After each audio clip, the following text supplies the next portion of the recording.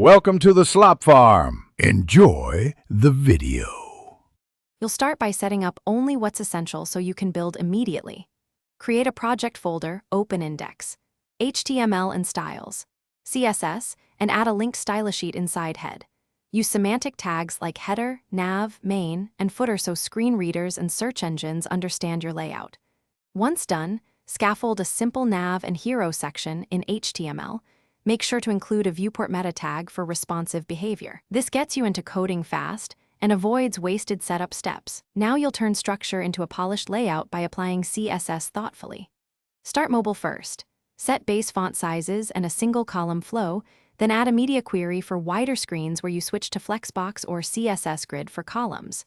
Use CSS variables for brand color, font stack, and spacing so changes are global and fast. Once these patterns are in place, style header, nav links, and hero imagery. Make sure buttons have focus styles for accessibility and keyboard users. Finish by polishing content, accessibility, and performance so your home page feels complete. Compress and size images, add alt text, and lazy load heavy media to improve load times. Once done, test on several viewports and browsers. Address any overflow or misaligned elements with targeted media queries or container adjustments. If problems persist, validate your HTML/CSS and inspect the browser console for missing file errors. A key troubleshooting tip: if styles don't apply, confirm the correct path to styles.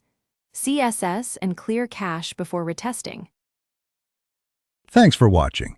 Consider subscribing if we helped you today.